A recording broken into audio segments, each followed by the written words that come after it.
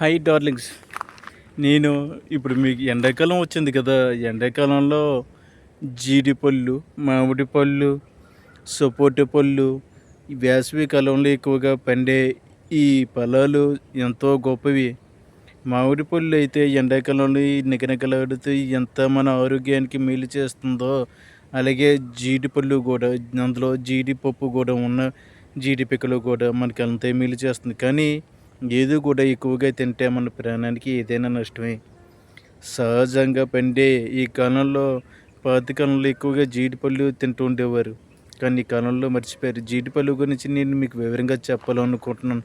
చూడండి, ఇగో ఈ చెట్టు, జీడి చెట్టు చూడండి. ఈ జీడి చెట్టు, జీడి పిక్క వల్లే జీడి మొక్క వస్తుంది. జీడి పిక్కే విత్తనం. చిన్న మొక్కనే చాయి భారీగా వృక్షంగా అల్లుతుంది, భూమి అంతా లేస్తుంది. చూడండి ఎలా గల్లుతుందో. ఇలా అల్లుతూ వేసవికాలం వచ్చేసరికి ఉగాది నుంచి పూత మొదలవుతుంది. పూత దశలో నుంచి జీడి పిక్క వచ్చి దాని నుంచి పండు వస్తుంది. చూపిస్తుంది చూడండి ఫ్రెండ్స్. ఇదిగో ఇక్కడ చూసారా, ఇది ఈ పైన ఉన్నది జీడిపండు, ఈ కింద ఉన్నది జీడి పిక్క.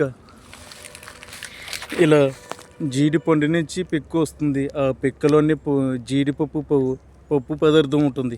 ఆ పప్పు పదార్థం మన ఆరోగ్యానికి ఎంతో మేలు చేస్తుంది. అలాగే ఇప్పుడు ప్రతి ఒక్క వంటకంలో అనుకోండి జీడిపప్పు వేసుకుంటున్నారు. మీకు తెలిసే ఉంటుంది. మన ఆరోగ్యానికి, మన కండరాలకి బలం. అలాగే జీడిపండు ఎక్కువగా తింటే మాత్రం దగ్గు మాత్రం తప్పకుండా వస్తుంది. ఎంత తక్కువ తింటే అంత మంచిది. మన ఆరోగ్యానికి మంచిదని అతిగా తినకూడదు. ఇది సాధారణంగా గిరిజనులు, రైతుల దగ్గరే ఇప్పుడు అక్కడక్కడ దొరుకుతున్నాయి. ఇప్పుడు ఎక్కడ పడితే అక్కడ దొరకడం లేదు. కానీ జీడిపప్పు మాత్రం ప్రతి ఒక్క షాపులోనే దొరుకుతుంది. కానీ సహజంగా పండే జీడిపప్పు మాత్రం ఇవి రైతుల దగ్గర ఉంటాయి. మిగతావన్నీ కిటకలు అన్నీ, క్రిమినల్ అన్నీ కలిసిపోయి ఉంటాయి. ప్లీజ్ ఫ్రెండ్స్, మా రైతుల కోసం ఒక లైక్, ఒక సబ్స్క్రైబ్ ప్లీజ్. చూడండి, జీడి మొక్కకి జీడిపప్పు, ఈ పైన ఉన్నది